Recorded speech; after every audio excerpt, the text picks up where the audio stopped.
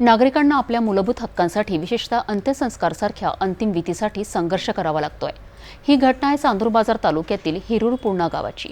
इथे बौद्ध बांधवांना स्मशानभूमीसाठी जागा मिळत नसल्याने त्यांनी प्रशासनाला थेट इशारा दिला आहे की जर तातडीने जागा उपलब्ध करून दिली नाही तर मृत व्यक्तीचा अंत्यविधी थेट तहसील कार्यालयाच्या आवारातच करण्यात येईल।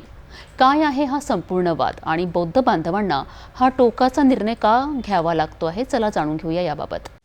अमरावती जिल्ह्यातील चांदूर बाजार तालुक्यात असलेल्या हिरूर पूर्णा गावात बौद्ध समाज गेल्या अनेक वर्षांपासून स्मशानभूमीच्या वादामुळे त्रस्त आहेत।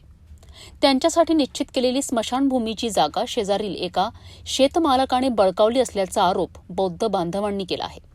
यामुळे अंत्यसंस्कारासारख्या महत्त्वाच्या विधीसाठी त्यांना अडचणींचा सामना करावा लागतोय।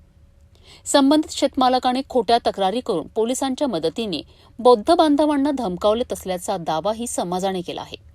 त्यामुळे हक्काची जागा असूनही त्यांना ती वापरता येत नाहीये। या समस्येवर तोडगा काढण्यासाठी बौद्ध समाजाने प्रशासनाकडे वारंवार निवेदने दिली आहे, परंतु त्यावर कोणतीही ठोस कारवाई झाली नाही। यामुळे समाजात तीव्र नाराजी आणि असंतोष निर्माण झाला आहे। याच असंतोषातून हिरूर पूर्णा येथील बौद्ध बांधवांनी मोठ्या संख्येने तहसील कार्यालयात एकत्रित येत निवेदन सादर केले। त्यांनी निवेदनात स्पष्टपणे इशारा दिला आहे की पुढील मृत व्यक्तीचा अंत्यविधी सरळ तहसील कार्यालयातच करण्यात येईल आणि याची सर्वस्वी जबाबदारी प्रशासनाची असेल। बौद्ध बांधवांनी हेही म्हटले आहे की स्मशानभूमीसाठी जागा न मिळाल्यास हिरूर पूर्णा ग्रामपंचायत आणि ग्रामसेवक जबाबदार आहेत। त्यांनी चांदूर बाजाराचे प्रभारी तहसीलदार लक्ष्मीकांत तिवारी यांचेही या गंभीर समस्येकडे लक्ष वेधले आहे। अंत्यविधीसाठी जागा न मिळाल्यास प्रशासनासमोरच अंत्यविधी करण्याचा त्यांचा हा इशारा प्रशासनावर दबाव आणण्यासाठी आहे।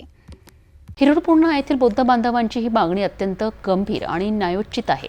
अंत्यसंस्कार हा प्रत्येक व्यक्तीचा हक्क आहे आणि त्यासाठी योग्य जागा उपलब्ध करून देणे ही प्रशासनाची जबाबदारी आहे।